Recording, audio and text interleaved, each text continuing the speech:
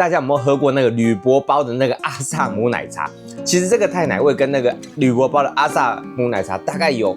80%像了，很扎實的軟綿，然後裡面的那個沙爹那個豬肉啊，超級軟嫩，入口即化，而且味道非常的滑順，非常好吃。它也不差，但是有點太無聊了，就是一顆蛋黃，然後配上豬油，評價沒有我想象的高。其實有一點像是什麼，你知道嗎？有點像是維力炸醬面那種面的感覺，我覺得蠻特別的。大家好，我是 Jesse， 我們這集就要拍 Seven 這期新品，那大家應該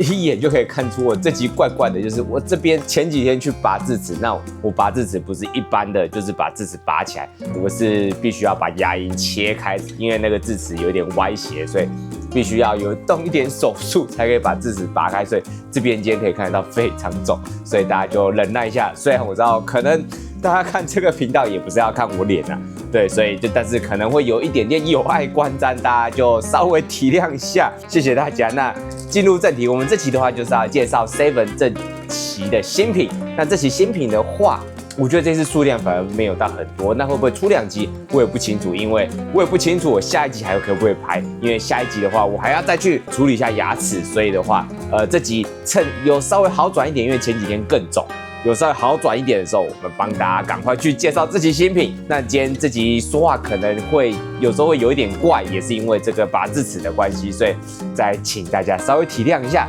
好，那我們幫大家介紹第一個產品是這期的一個新的一個手撕包，是圓山大飯店他們跟 Seven 聯名這個寶山黑糖手撕包，可以給大家看一下，它其實蠻大的一個手撕包，那聞起來就有很重的這種黑糖香味，然後它橫切面是這樣子，可以看得出來，它層次還算蠻豐富的。對，我們就幫大家試試看看。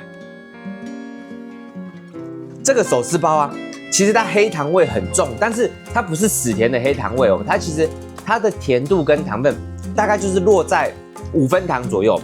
以這種有黑糖的產品，我覺得它算是蠻微糖、蠻低糖的，因為一般的有黑糖的產品，通常糖分不會到5分糖這麼低，所以我覺得整體的糖度跟甜分，我覺得還算蠻合理、蠻可以接受、蠻喜歡的啦。然後它的層次啊，可以看得出來，它其實在它做手撕包，它一層一層堆疊上去的層次，我覺得堆疊得很好，不會說全部都卡在一起。因為像我們之前有介紹，就算是丹麥麵包這種很講究層次感的麵包，有時候某一期的某一些產品，它咬下去都咬得跟一般麵包一樣。那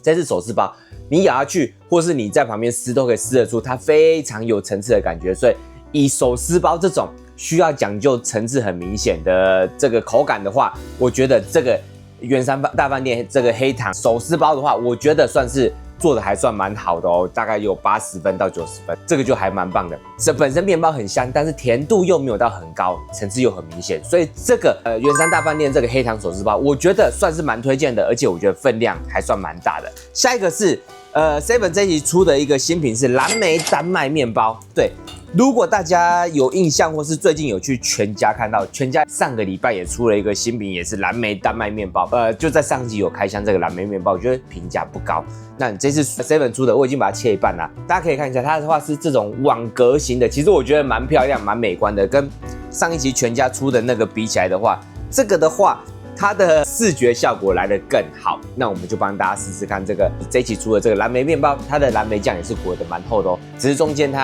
它的層次沒有那麼多啦，就上面，因為它上面用一個網狀型的，幫大家試試看看。上一期有跟大家介紹到上一期的全家的藍莓丹麥麵包，我覺得藍莓味沒有味道。那這一期 Seven 這個其實藍莓味就很香很重哦，但是甜度落在6到7分甜，對，稍微微甜一點點，但是我覺得還可以接受。但是這一期的藍莓味啊，真的就很香，比起上一期我們跟大家介紹那個全家的那個藍莓丹麥啊。Seven 的藍莓丹麥大勝全家藍莓丹麥，我只能這樣講。然後它上面這個丹麥這個層很好吃，很明顯，但是裡面下面的話就比較不像麵包，就是一半以下的話是所謂的就是普通的麵包體，我覺得算是普通啦。上面的話層次很好吃，很明顯，但下面就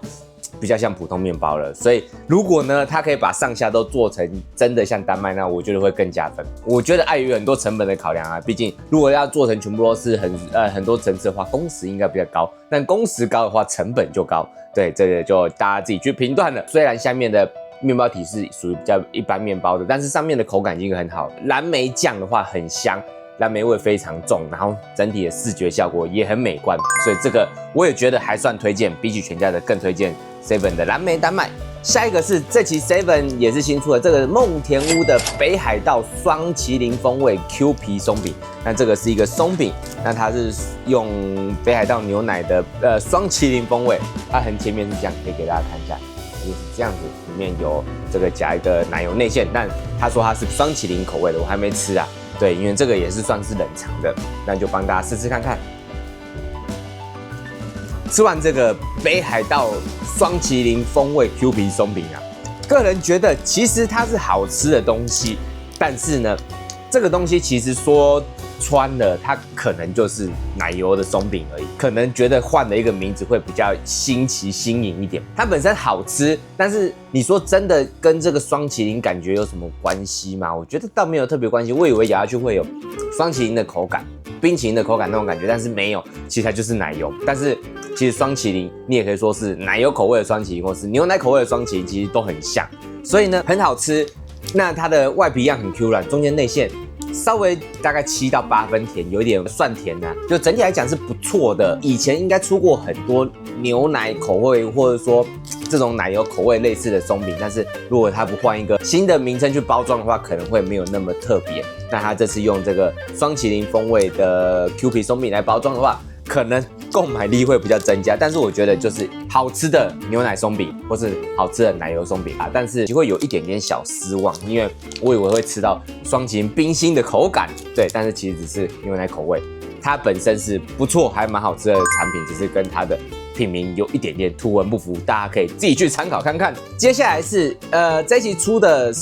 一個提拉米蘇是宋丹樂星級想要聯名的泰奶提拉米蘇，對，這個提拉米蘇蠻特別的是，其實我本身也沒有吃過泰奶的提拉米蘇，蠻特別的。你看，可以看一下，它其實它裡面的內餡啊是巧克力跟泰奶的這種奶油內餡搭配提拉米蘇，對，那大家可以看一下這個泰奶的提拉米蘇，我覺得應該也會算蠻特別，幫大家試試看看。吃完這個泰奶提拉米蘇啊。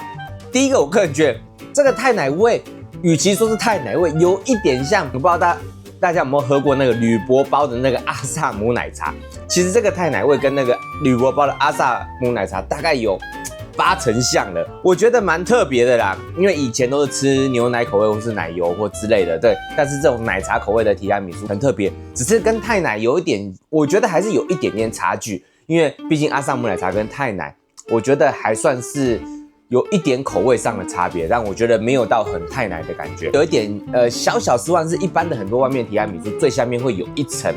厚厚的那種餅乾，搭配上面的提拉米蘇的蛋糕體加下面的餅乾，吃起來會有很好的口感層次。但是這個的話它就沒有，它就全部都是奶茶的奶油搭配麵包體而已。那本身我覺得口感沒有那麼好，就是很普通的，就是一般的奶油加蛋糕的這種口感。口味的話，我覺得還可以，還算特別啦。但是你說真的有到很驚豔嗎？我也覺得沒有到超驚豔。我覺得可以去買買看，以這個口味來講，算是市面上很少數可以吃得到口味。但是我覺得如果我吃完一次的話，可能不一定會買第二次啊，但是就算是我有這樣的想法，我還是會想要試吃一次看看，就是這種感覺，就是很新奇，可以嘗試看看，但是就嘗試一次就好了。所以不是說有一些產品是，我吃過一次，覺得哦，這個真的是不能嘗試第二次，但是如果今天沒嘗試，我還是會想要嘗試一次看看的這種產品，泰奶提拉米蘇，我覺得不錯，有點微甜，然後阿薩姆奶茶口味的提拉米蘇，但是呢，我覺得口感沒有一般提拉米蘇那麼有層次，那麼好，這是我的感想。接下來要介紹這一期的新的一個飯糰是這個算是新馬料理的沙爹烤豬肉飯糰，它也是帕泰家這個品牌聯名的這個沙爹烤豬肉飯糰。那它的這個飯糰的顏色是黃色的，對，這個不知道是薑黃嗎還是什麼，我們也不知道，幫大家試試看看。吃完這個沙爹烤豬肉飯糰，這個飯糰的黃色啊，它是應該是有加一點檸檬跟香茅，然後去調和成這種黃色。我跟你講哦，這個沙爹烤豬肉飯糰，我覺得超級好吃。它這個飯很軟糯，然後但是不會到爛掉，然後不會到太硬，然後我覺得很好吃，就是很軟綿，然後很扎實的軟綿，然後裡面的那個沙爹那個豬肉啊，超級軟嫩，入口即化，而且味道非常的滑順，非常好吃。它那個沙爹的香味超級好吃，超級香。我很少吃到，我覺得含肉這麼好吃的飯糰，這個算是超乎我想象哎。這個沙爹烤做飯糰，就是既可以吃到那種很傳統新馬，如果大家有去新馬餐廳就知道，那種新馬那種串烤的那種豬肉烤做非常好吃，但是不會辣哦，完全不辣。然後香茅跟檸檬又有一點點提味的效果，然後整個飯糰體非常的扎實，但是非常軟弱，但也不會像那種粒粒分明那種很硬，然後或很乾柴的感覺。整體搭配起來，這個星極大的沙爹烤做飯糰，我覺得超推薦哎，很好吃的飯糰哦，就是很少吃到 Seven 這麼好吃的飯糰，因為這個沙爹味真的超新奇，而且肉超級好吃，入口即化，這超級推薦給大家。下一個是這一期也很知名的這個富鼎發豬油拌飯，對，很特別哦，它其實什麼料都沒有，打開給大家看一下，它就是豬油搭配上中間其實原本有一顆完整的蛋黃，但是我不知道什麼微波後可能那個蛋黃破掉，沒有微波前那個蛋黃是一顆完整的，然後搭配上這個豬油，就看似樸實無華，沒有什麼料，但不知道味道怎麼樣。評價有稍微看一下網絡，評價不低哦，幫大家試吃看看。吃了一下這個豬油拌飯啊，可能吃過前面那個沙爹飯糰，我真的覺得跟那個沙爹飯糰比起來遜色蠻多的。它也不差，但是有點太無聊了，就是一顆蛋黃，然後配上豬油，評價沒有我想象的高。對，我覺得前面那個沒有什麼看到有人說這個很好吃，那個沙爹豬肉烤飯糰那個，我覺得它的話跟它差很多，它也不錯，但是我真的覺得有點太無聊，就是白飯配上這個一顆蛋黃，然後就是一些豬油、蠔油的味道是還可以啦，就有點懷念說以前小時候可能有一些小吃店會賣這種，但是呢，我真的覺得它就是吃一個懷舊的感覺，但是新奇嗎？沒有特別新奇，然後有點太無聊、太無趣的一個料理。如果你覺得這個很懷舊的便當，你想要回味一下，或是想要情懷一下的話，可以買來看看。但是如果跟前面那個沙爹烤飯糰，我真的強烈建議前面沙爹烤飯糰那個超級無敵好吃。接下來是另外一個也是宋丹樂他們聯名的遇見泰式打拋雞麵。那這個的話蠻特別的是，一般都是打拋豬嘛，那它是打拋雞，對，比較少見的打拋雞麵，它就是麵線，然後配上一些豆子，然後還有這個一顆完整的這個蛋黃，我們把它攪拌一下，那就幫大家試試看這個打拋雞麵。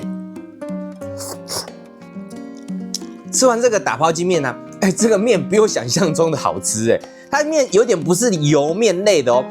它其實有一點像是什麼，你知道嗎？有點像是維力炸醬麵那種麵的感覺，我覺得蠻特別的。就是它的不是那種油麵或是一般的白麵、細麵，它是有點像泡麵，但是又不是捲的泡麵，它口感有點像泡麵，但是是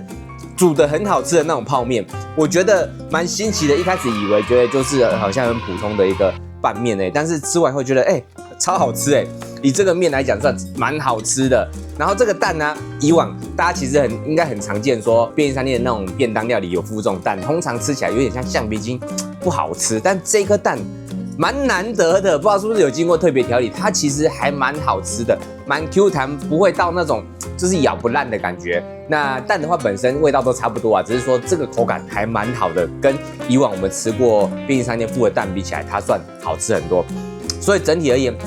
這個打拋雞麵它可以吃到很香的雞肉味，然後麵體我很喜歡那種很好吃的泡麵的麵體，然後它的雞肉算是蠻 Q 彈的，蛋也很 Q 彈，然後這個泰式這種打拋風味的這種醬料也很香，然後不太辣，然後這個話我覺得也算是我很推薦的一個打拋雞麵，比起前面那個豬油拌飯的話，這個比起豬油拌飯還要強蠻多的，所以這一次這個我們開箱這個熟食類的打拋雞麵跟那個沙爹飯糰，我覺得超級推薦，大家可以參考一下。那我們這集的7大部分品項都介紹完，當然還有一些品項它可能會陸續出，那我們就看一下我下一集有沒有辦法介紹，因為下一期中間會再去看一下牙齒，那我也不知道我臉會不會消腫，那就大家敬請期待。如果有辦法介紹，就再幫大家再開箱一集。那這集就到這邊了，謝謝大家。